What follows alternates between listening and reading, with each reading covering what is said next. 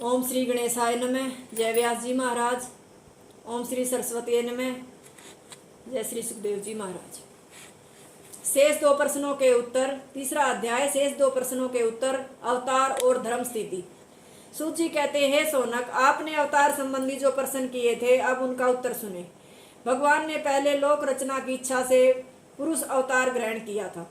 उस समय भगवान, जिनके नाभि कमल से ब्रह्मा जी उत्पन्न हुए एवं जिनके शरीर के अवयवों से समस्त लोक रचना संभव हुई, योग निद्रा का विस्तार कर जल में शयन कर रहे थे। विशुद्ध सतव में भगवान के इसी प्रधान रूप का योगी जन ज्ञान चक्षु से दर्शन करते हैं। इसमें भगवान के अनंत पैर, उरु, भुजा, मुख, सिर, कर्ण, नेत्र, नासिका आदि सुशोभित हो रहे हैं। यह रूप बहुत से मुकुट, कुंडल आदि आभूषणों से दीप्यमान है। आप लोग हाथ जोड़कर इस रूप का ध्यान करें।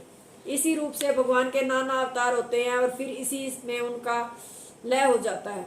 इसी के अंशांश ब्रह्मा जी, मरीचि और तथा कश्यप से देवता, पशु, पक्षी तथा मनुष्य आदि योनियां उत्पन्न होती हैं।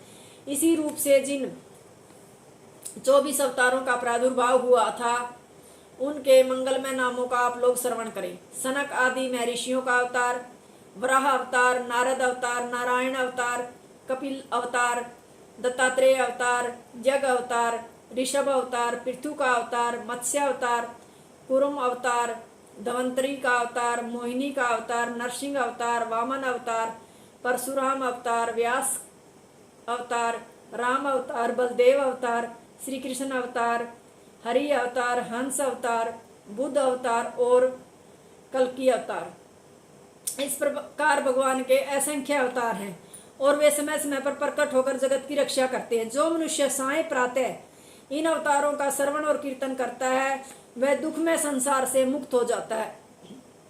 जैसे निरूप आकाश में वायु के आश्रित मेघों की और वायु में पार्थिव रेणुओं की अज्ञानवश कल्पना की जाती है, वैसे ही दृष्टा आत्मा में अज्ञानियों ने दृश्यतव स्थूल और सूक्ष्म शरीर का आरोप किया है। ये दोनों ही जीव के बंधन हेतु संसार के कारण हैं।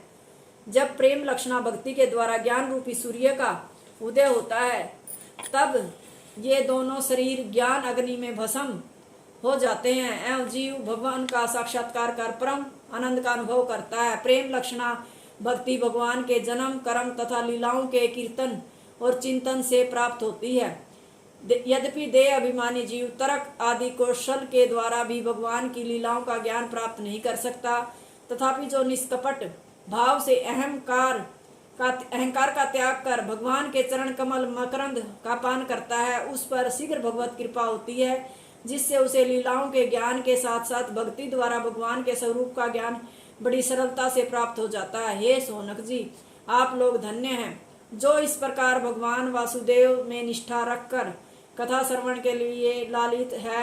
आप सब मुक्त ही हैं। अब मैं आप लोगों को ऐसा अनुपम पुराण सुनाऊंगा जिससे आप कृतकृत्य हो जाएंगे। यह पुराण है श्रीमद् भागवत। भागवत में 4 अक्षर हैं। उनमें भा कीर्ति का, ग ज्ञान का,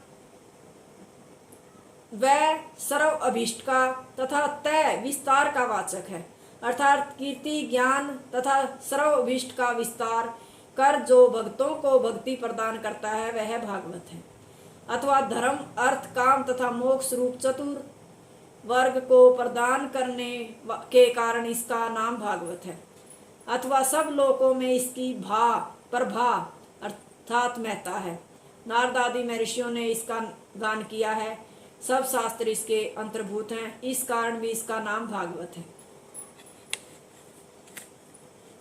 यह पंचम वेद कहा गया है। इसमें भगवान के दिव्य मधुमय चरित्रों का वर्णन है।